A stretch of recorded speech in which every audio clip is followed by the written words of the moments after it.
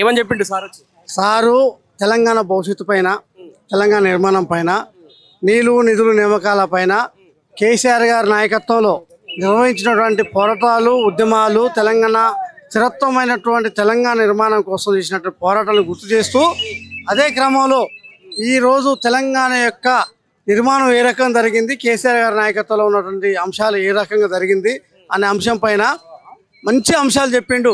ఈరోజు ఇటుకు వచ్చినటువంటి అందరూ కూడా రైతాంగమైనటువంటి రైతులు, ప్రధానంగా రైతులు, యువకులైన రైతులు అందరూ కూడా వచ్చి, నిరుద్యోగులు కూడా వచ్చి మా అంశాల పైన కేసీఆర్ తప్ప మాకు శ్రీరామ రక్ష తెలంగాణ ప్రాంతంలో లేరు అనే భావజాలంతో పార్టీ కార్యకర్తలు, స్నేహభిలాషులు, పార్టీకి సంబంధించినటువంటి కానీ కేసీఆర్ గారి మీద ఉన్న అభిమానంతో, జగదీష్ గారి మీద ఉన్న అభిమానంతో వచ్చినటువంటి కార్యకర్తలు జాగా అనుకున్నటువంటి స్థాయికి మించి లేదు.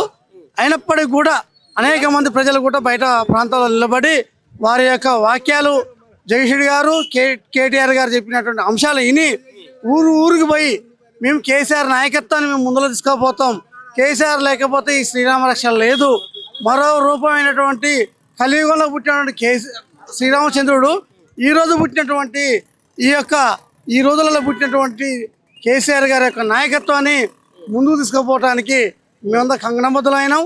ఎట్లా అనిపిస్తుంది కాంగ్రెస్ పరిపాలన? దుర్మార్గమైన పరిపాలన సార్. అబద్ధాలతోటి చెప్పి అనేక హామీలు ఇచ్చి 421 హామీలు ఇచ్చి 6 గ్యారెంటీలు ఇచ్చి మోసం చేస్తారు. ఏ ఊరికైనా రండి, మంత్రులు, ఎమ్మెల్యేలను హెచ్చరిస్తున్నాను. నేను ఒక కార్యకర్తగా, సామాజిక కార్యకర్తగా నేను ఒక మాట చెప్తా ఉన్నాను, హెచ్చరిస్తా ఉన్నాను. కోమటిరెడ్డి, వెంకరెడ్డి, ఉత్తమ్ కుమార్ రెడ్డి, ఖబర్దార్ మీకు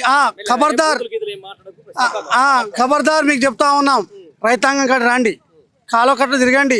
ఒకనాడు కాళేశ్వరం నుంచి వచ్చేటువంటి నీళ్లను జగదీష్ రెడ్డి గారు 2 గంటల వరకు 3 గంటల వరకు నిద్రపోకుండా కూడా ఈ పెనబాడు మండలం కానీ, శివెల మండలం కానీ, సూర్యాపేట మండలం కానీ అన్ని మండలాలు తిరిగి నీళ్లు పారించిండు. అదే బొల్లమల్ల యాదవ్ గారు కోదాడు ప్రాంతంలో, బొల్లమల్ల యాదవ్ గారు వారు కూడా కోదాడు ఏరియాలో బాగా తిరిగిండు, అన్నిటికీ ప్రాంతాలకు చేసిండు. అలాంటి ప్రాంతాలకు సంబంధించిన స్వశశీలమైనటువంటి కోనసీమ చూపించినటువంటి ఒకనాడు కోనసీమ. ఈ రోజు కేసీఆర్ ఉన్నప్పుడు కోనసీమ ఈ రోజు ఎడారి అయింది, తారు ఎడారి అయింది, నీళ్లు దొరకట్లే. ఏ ఊర్లో కూడా భగీరథ నీళ్ళు రావట్లేదు, ఏ ఊర్లో కూడా చెరువులు ఎండిపోయినాయి. ఏ ఊర్లో పోయినా కానీ రైతాంగం కానీ, పేద ప్రజలు కానీ అరో రామచంద్ర అని ఇట్లా అని ఏడ్చుకుంటూ పోయారు. నిదర్శనం మా పెనమాడు మండలంలో దుబ్బతండని, ఆ తర్వాత మమతాపురాన్ని, రతితండని ఈ ప్రాంతాలను ప్రదర్శించినాం. చూస్తే ప్రజలు అడిగిర్రు. ఆ బుద్ధి కాంగ్రెస్ పార్టీకి, తర్వాత రేవంత్ రెడ్డికి, ఆ తర్వాతకు వచ్చేసి ఉత్తమ్ కుమార్ రెడ్డికి, ఆ రేవంత్ రెడ్డికి, కోమటిరెడ్డి వెంకరెడ్డికి రావాలని మనసా వాచ కర్మన ప్రజల యొక్క మనసాక్షిగా వాళ్ళు హ్యాపీగా ఉండాలి, సంతోషంగా ఉండాలి. నేను ఒక గ్రాడ్యుయేటర్ని అయినా కానీ శ్రీరామచంద్రుడు అంటే కేసీఆర్.